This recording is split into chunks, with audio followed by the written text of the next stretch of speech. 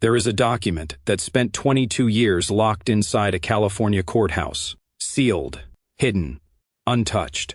The prosecution was never allowed to read it. The jury never knew it existed. And the people who had been inside the room where it was created spent those same 22 years standing before judges, cameras, and the entire American public, pointing fingers at law enforcement, accusing prosecutors of burying evidence, and building one of the most aggressive innocence campaigns this country has ever seen. For 2 decades, it worked. Documentaries were made.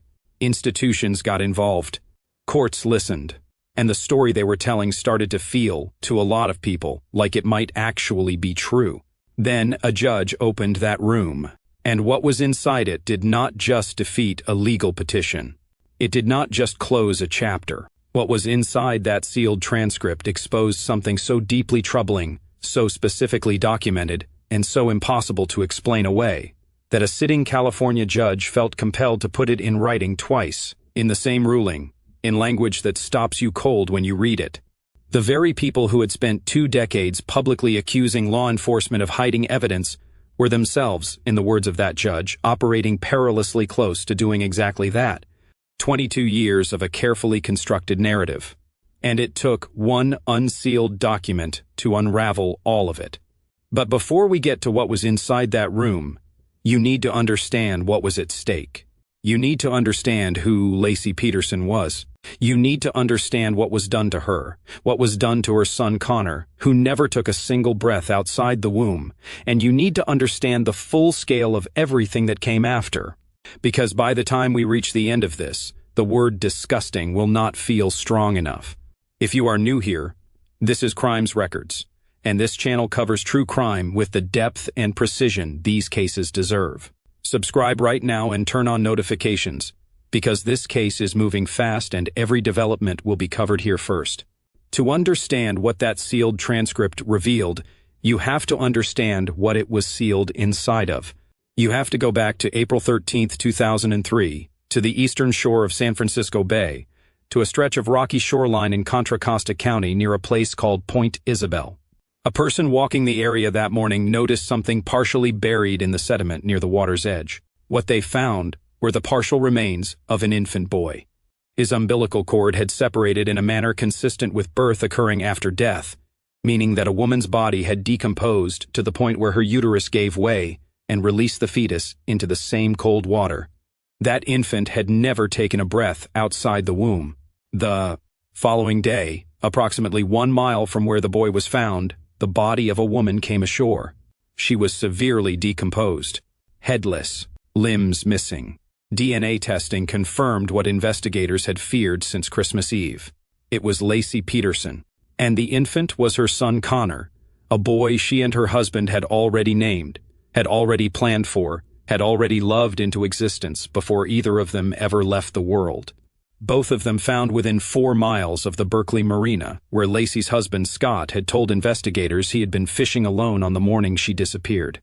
To understand how 2 bodies ended up in that bay, you have to go back further. You have to go back to a quiet neighborhood in Modesto, California, and to a young woman who should have been home decorating for the holidays. Lacey Denise Peterson was 27 years old.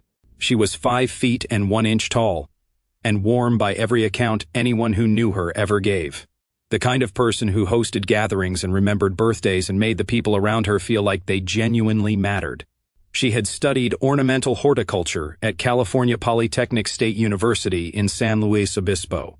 She had become a substitute teacher. She was, by the time December of 2002 arrived, 33 weeks pregnant with a boy she and her husband had already named Connor. The pregnancy was planned. It was celebrated. It was the next chapter of a life that looked from the outside exactly like the life 2 young people in love are supposed to build together. She had met Scott Peterson at Cal Poly. They married in August of 1997 at Fairbanks Ranch in San Diego County. Friends described them as a golden couple. Scott was conventionally handsome, athletic, charming in the effortless way that makes people want to be around someone. He sold fertilizer for a company called Del Rio Foods. He coached youth soccer. Neighbors liked him. The surface was polished and consistent, and for years nobody had any reason to look beneath it. On the morning of December 24, 2002, Scott Peterson told investigators he had loaded his recently purchased fishing boat onto his truck and driven approximately 90 miles from Modesto to the Berkeley Marina on San Francisco Bay. He said he had gone fishing alone on Christmas Eve morning on a cold and choppy bay, while his wife was home, 8 months pregnant, preparing for the holiday. He said he returned in the early afternoon and discovered Lacey was gone. He assumed, he said, that she had gone for a walk with their golden retriever, Mac Kenzie. Mac Kenzie was found by a neighbor wandering the streets of the neighborhood alone that morning. Leash still attached. No Lacey in sight. By the time Scott Peterson called his mother-in-law, Sharon Rocha, at approximately 4 in the afternoon on Christmas Eve to tell her Lacey was missing, the day had already shifted into something no one in that family would ever fully recover from.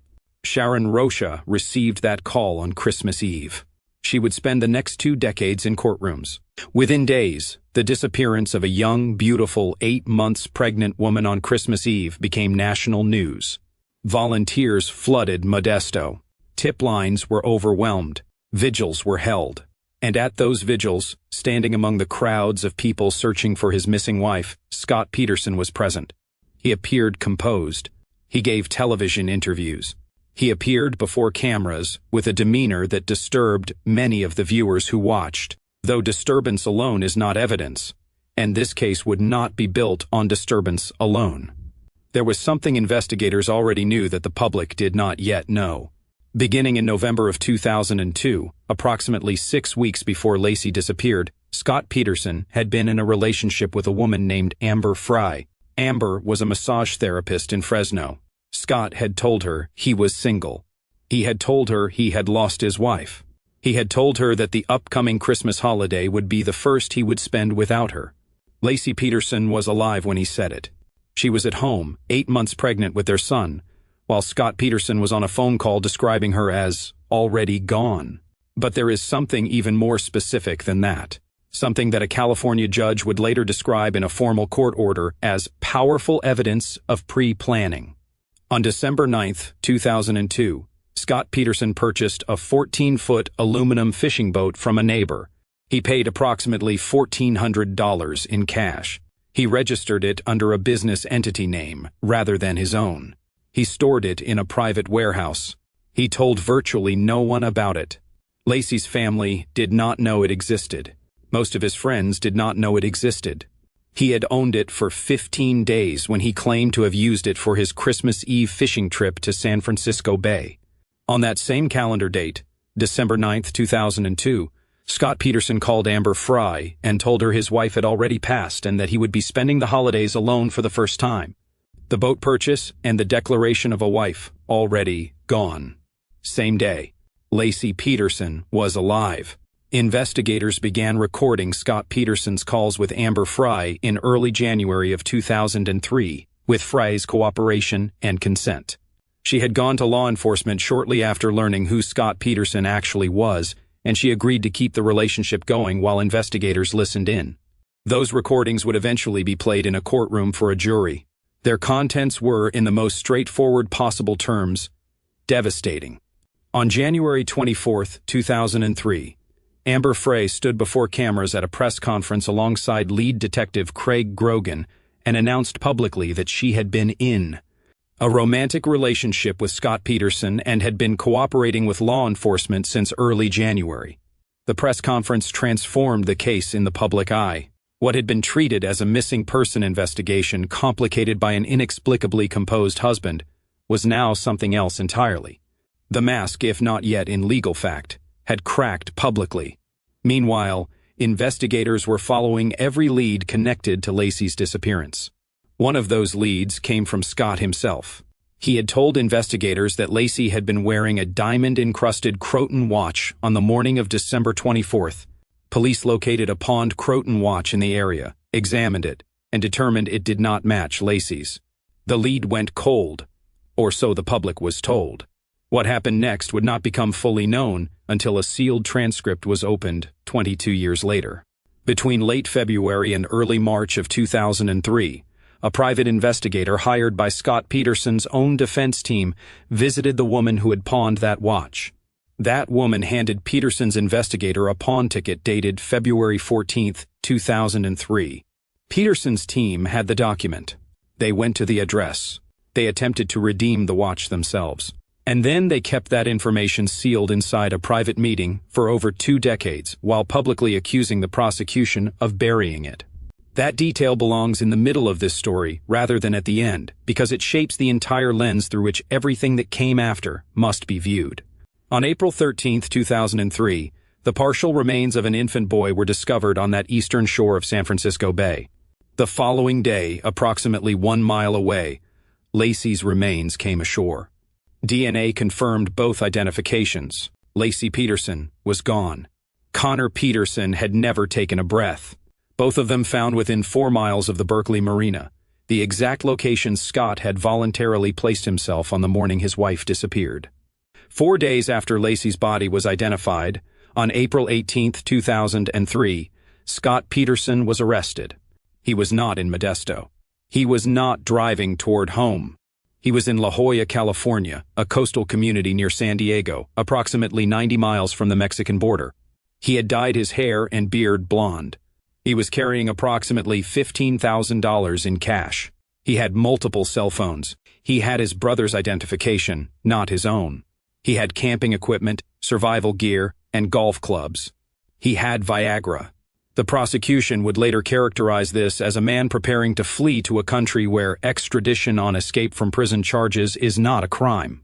Scott Peterson was charged with 2 counts of murder, first-degree murder with special circumstances for Lacey, and second-degree murder for Connor, under California's fetal homicide law.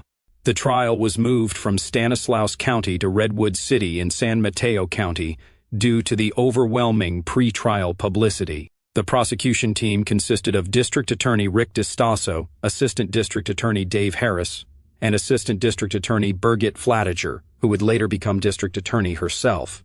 The defense was led by Mark Garagos, one of the highest-profile criminal defense attorneys in the country at that time, known for representing Michael Jackson and Winona Ryder.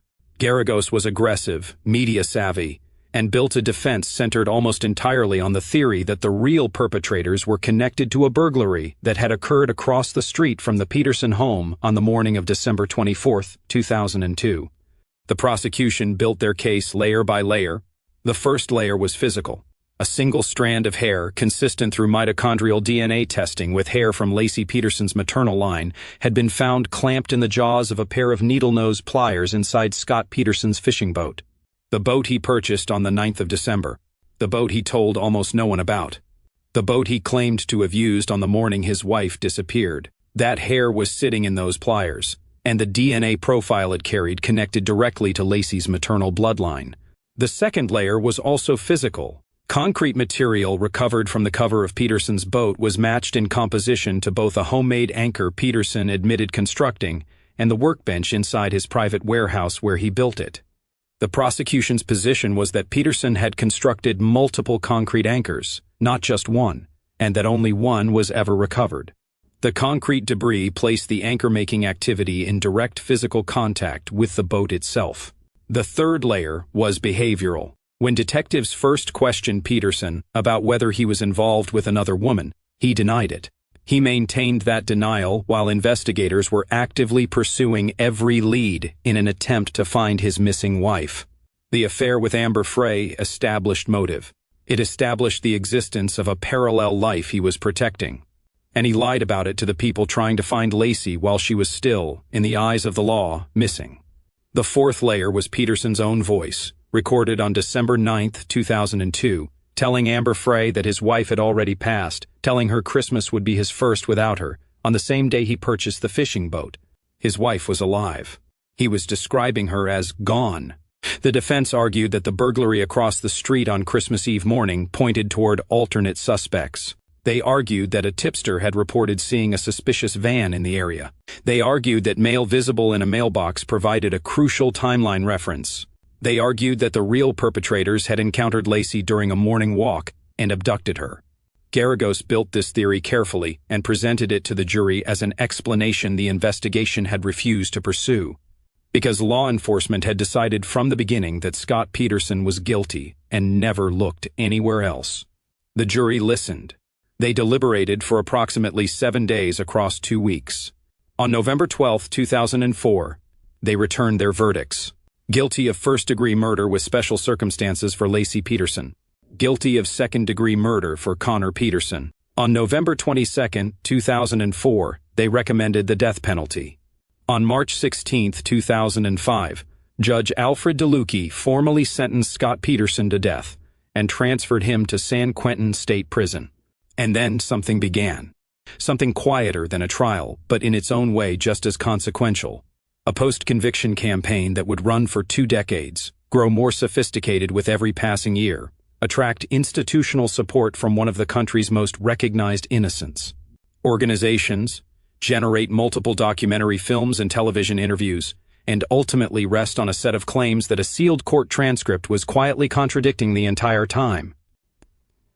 Peterson's legal team began almost immediately after the verdict, arguing that law enforcement had operated with tunnel vision from the beginning, that investigators had decided Scott Peterson was guilty on day 1, and had structured the entire investigation around that conclusion rather than following the evidence wherever it led. They argued that leads pointing toward other suspects had been buried. They argued that the burglary across the street had never been properly investigated. They argued that evidence had been suppressed, withheld, and destroyed by prosecutors who were more interested in conviction than truth. These claims circulated through courtrooms and documentaries and interviews and petitions for 20 years. If you are finding this story for the first time and you want to be here for every update as this case continues to move through the courts, subscribe to Crimes Records right now and like this video so more people find it. The appeal is confirmed. New developments are coming, and this channel will be here when they land. In August of 2020, the California Supreme Court gave the campaign its most significant legal development. The court reversed Scott Peterson's death sentence, not because it found him innocent, not because it found the trial fundamentally flawed, but specifically because several jurors had been improperly excluded during jury selection based on their general opposition to the death penalty. The court upheld the murder convictions in their entirety. Every count, every finding, the conviction stood. Only the penalty changed. In December of 2021, Scott Peterson was resentenced to life in prison without the possibility of parole.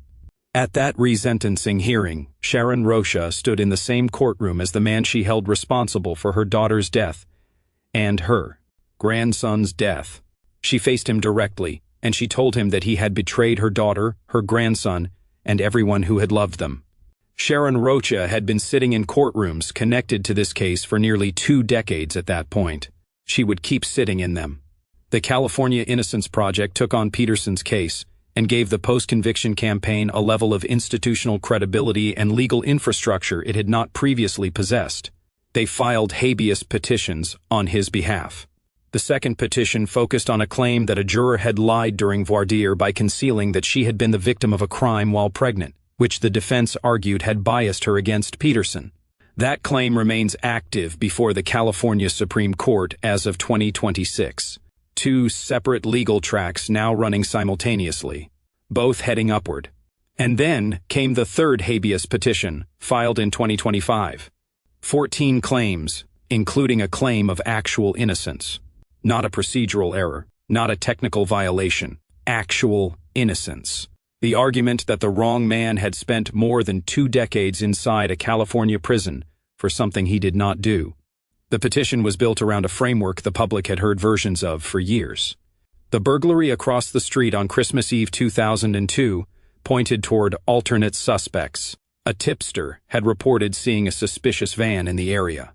Mail visible in a mailbox provided a crucial timeline reference. The timing of the burglary connected to Lacey's disappearance in ways the investigation had refused to take seriously. Taken together, these details pointed away from Scott Peterson and towards someone else. They presented this framework as new evidence, evidence the jury had never heard, evidence that had emerged through fresh investigation and had never been tested before a jury. The petition also argued that a tip from a California State Prison correctional officer named Lieutenant Aponte pointed toward a third-party suspect in Lacey's disappearance and that law enforcement had buried it, that the jury never heard it, that it proved the investigation had been corrupted by confirmation bias from the beginning. And the petition argued under oath that prosecutors had destroyed, withheld, and suppressed all information about the pawned Croton watch. Destroyed, withheld, suppressed. 3 specific accusations of prosecutorial misconduct, documented in sworn legal filings submitted to a California court in 2025 as the foundation of an actual innocence argument on behalf of a man convicted of murdering his 8 months pregnant wife and their unborn son. The Stanislaus County District Attorney Jeff Laugero assembled his response team, and this is where the weight of what was coming begins to become clear. He did not simply assign the case to available prosecutors. He brought back 2 people who had been part of the original 2004 trial and had since retired. Birgit Flatiger, the former district attorney herself, returned. Dave Harris, the former assistant district attorney who had sat at the prosecution table in Redwood City in 2004, returned. They came out of retirement. They sat back down at the table they had left years earlier. Alongside Deputy District Attorneys Victoria Vasquez and Anna Rikers, they built the prosecution's response to Peterson's 3rd habeas petition. The people who had originally secured the conviction against Scott Peterson came back from retirement to make sure it held. Their response to the court was 93 pages long. Not 90, not approximately. 93 pages. A formal document that methodically addressed every one of Peterson's 14 claims, dismantled each one with documented facts and evidence, and presented the court with a comprehensive record of why all 14 deserved to fail. 93 pages to answer 14 claims is not a legal response in the ordinary sense of the term. It is a statement. It is the documented product of a prosecution that had been living with this case for over 2 decades, that knew every argument Peterson's team had ever made, and that came into these proceedings prepared to answer every single one of them in writing with the evidence to back it up. On March 25, 2026, before the ruling came down, Judge Elizabeth Hill ordered the sealed transcript unsealed. The transcript from the private in-chambers meeting held in October of 2004 during the trial. The meeting held outside the presence of the prosecution. The meeting where a court reporter had been present and had recorded everything said in that room. The transcript that had sat in a California court file for 22 years while the people inside the room went on to build a 20-year legal campaign around claims it directly contradicted. The prosecution read it for the first time, and what they found inside changed the nature of the entire proceeding. Here is the first thing the transcript revealed. Peterson's legal team had spent years arguing that the Aponte tip pointed toward a third-party suspect and that law enforcement had buried it. In February of 2005, Peterson's attorneys filed a sworn motion telling the court they had no knowledge of the Aponte tip until late October of 2004, and that they only discovered it through a completely separate inmate interview. A coincidental discovery, they said. No prior connection to Aponte whatsoever. Inside the sealed transcript from that private in-chambers meeting in October of 2004, Peterson's own defense investigator told the judge he had already spoken directly with Lieutenant Aponte and was actively working to track the tip down in person. He had already made contact. He was already working it on the ground. His attorneys told the court in a sworn motion 3 months later that they had no idea the tip existed until they stumbled across it by coincidence. Those 2 accounts cannot both be true. They cannot exist in the same reality. One of them is the record from a sealed court document created in real time. The other is a sworn filing submitted to the court months later. The second revelation involved the Croton watch. Peterson's 2025 habeas petition stated under oath that prosecutors had destroyed, withheld, and suppressed all information about the pawned watch. Destroyed, withheld, suppressed. 3 separate accusations of prosecutorial misconduct centered on a single piece of physical evidence. What the police reports and the unsealed transcript showed was this. Between late February and early March of 2003, a private investigator hired by Peterson's own defense team visited the woman who had pawned the watch. She handed Peterson's investigator the pawn ticket dated February 14, 2003. His team had the document. They went to the address. They attempted to redeem the watch themselves. And then in 2025, under oath, in a formal petition submitted to a California court, they told the judge overseeing the case that the prosecution had buried all of it. Judge Hill addressed this directly in her ruling. She She issued a formal written admonishment, stating the petition had come unsettlingly close to violating Rule 3.3 of the California Rules of Professional Conduct. It was her second admonishment in the same ruling. This is worth pausing on, because a written judicial admonishment is not a procedural footnote. It is not a mild correction buried in legal language. In a California courtroom, when a sitting judge puts a formal rebuke in a written ruling, it goes on the record. It stays on the record. And when it is specifically tied to the ethical rule governing honesty toward the court, the message is about as serious as it gets short of an outright sanctions order. Rule 3.3 of the California Rules of Professional Conduct is not an obscure technical provision. It is the foundational ethical rule that requires attorneys to be honest with the court. It prohibits false statements of fact. It prohibits offering evidence an attorney knows to be false. In the simplest possible terms, it is the rule that says lawyers cannot lie to judges. Judge Hill issued that admonishment. Then, in the same ruling, she issued it again. Her exact words on the second admonishment read as follows: "The court is troubled by the verified petition's failure to assert forthrightly all of the facts relevant to the determination of who acquired the pawn ticket, and explain the statements of counsel claiming to have acquired it themselves." Once again, the petition treads unsettlingly close to the bounds of permissible advocacy under Rule 3.3 of the Rules of Professional Conduct. Two words in that passage carry the entire weight of what had just happened.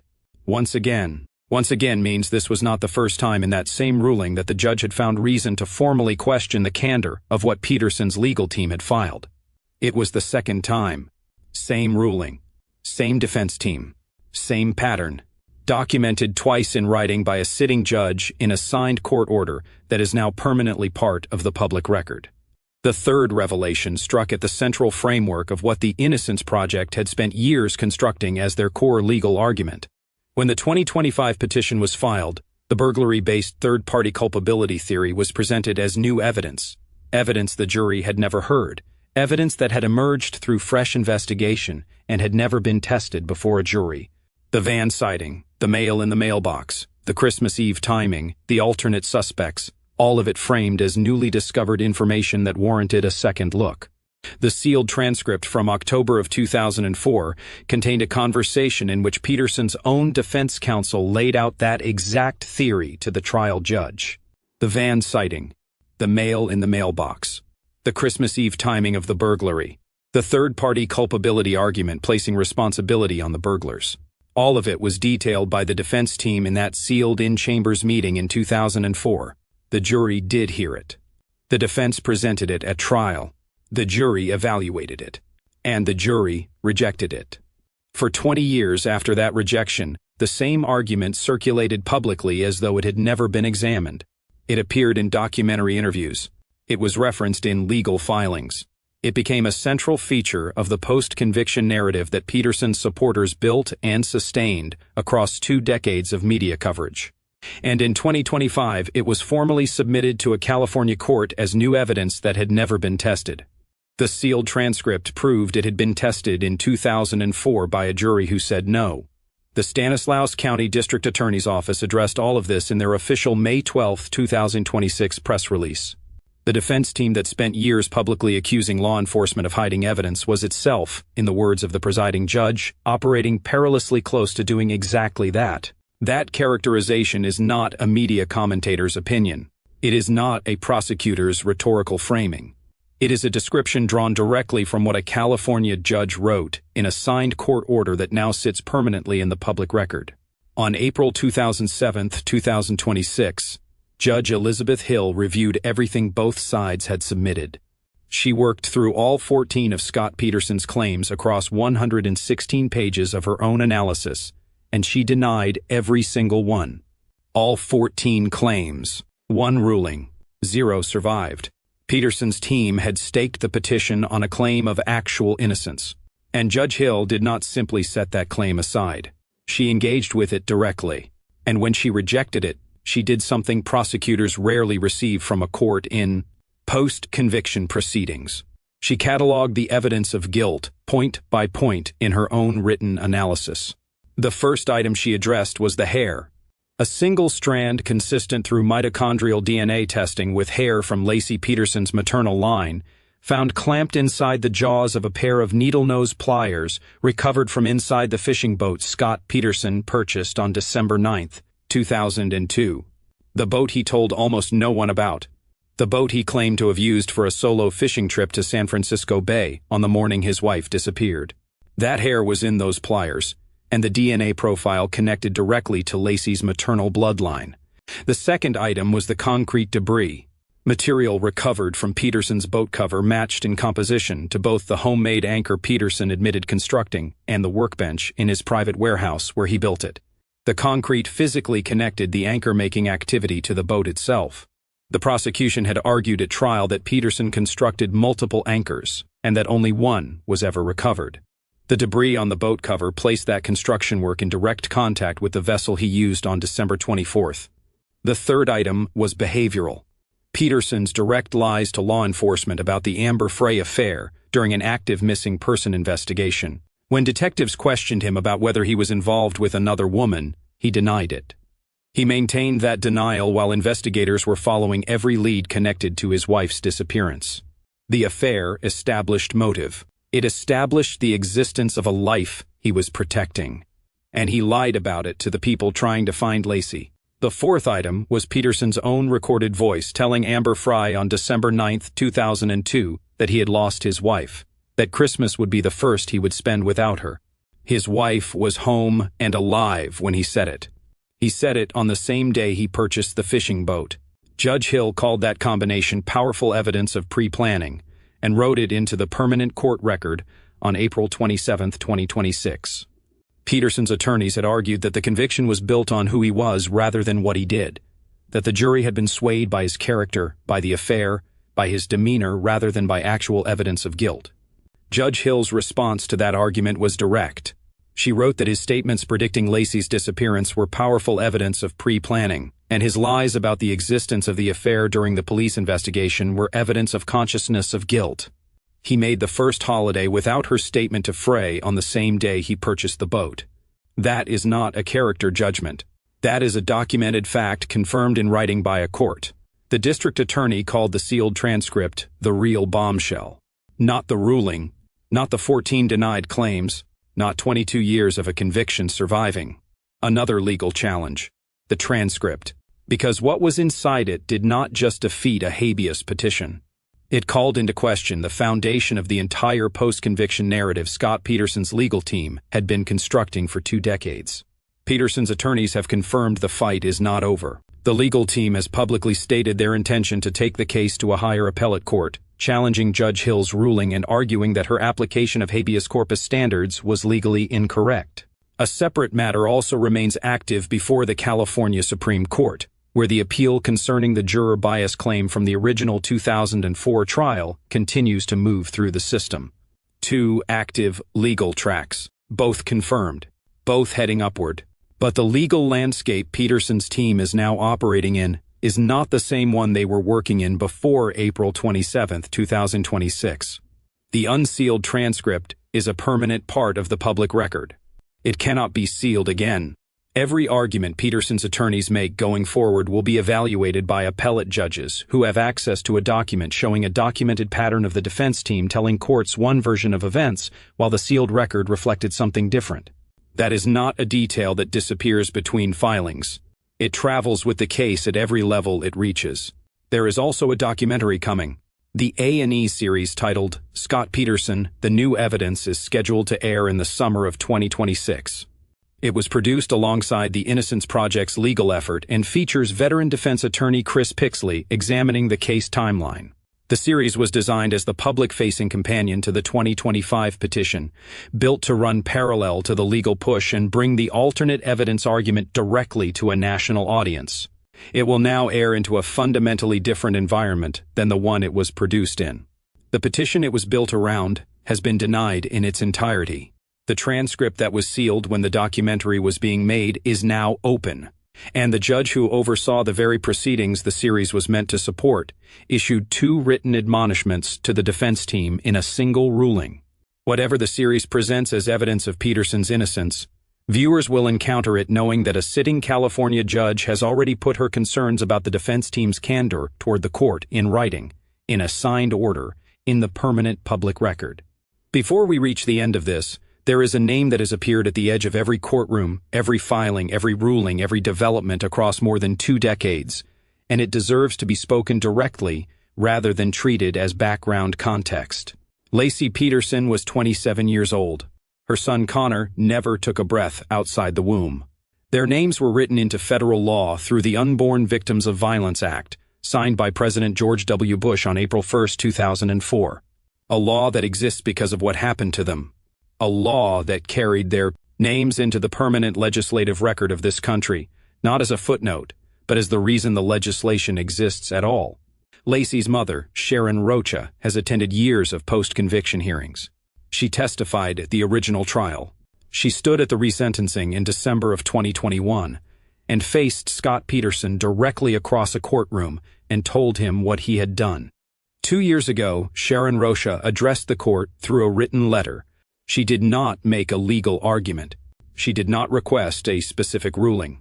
She did not engage with the technical language of habeas corpus or the procedural details of post-conviction litigation. She asked one question: when will this end?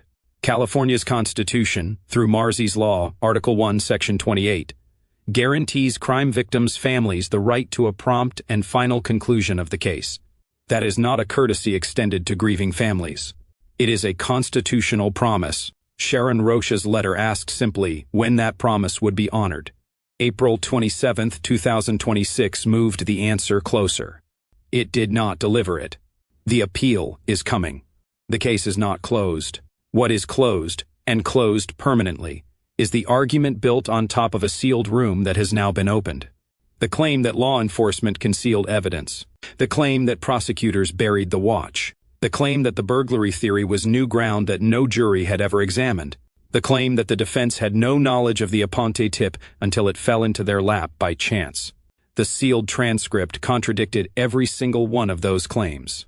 A California judge put that contradiction in writing. And the Stanislaus County District Attorney stood before cameras on April 27, 2026, and called it exactly what it was. The real bombshell. Not the ruling. Not the 22 years of a conviction surviving every legal challenge thrown at it.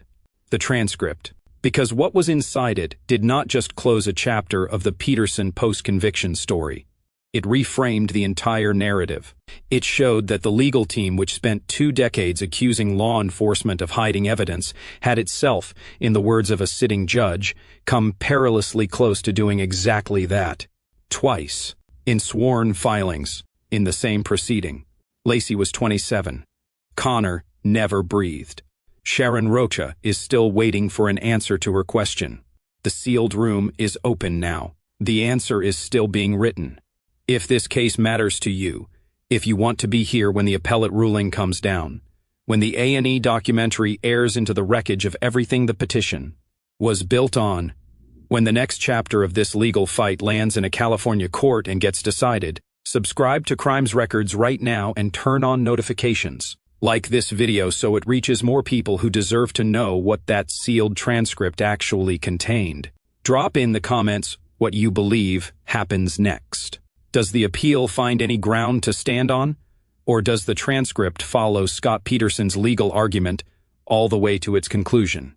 This channel will be here for every development, every ruling, every filing, every moment this case moves. Do not miss what comes next.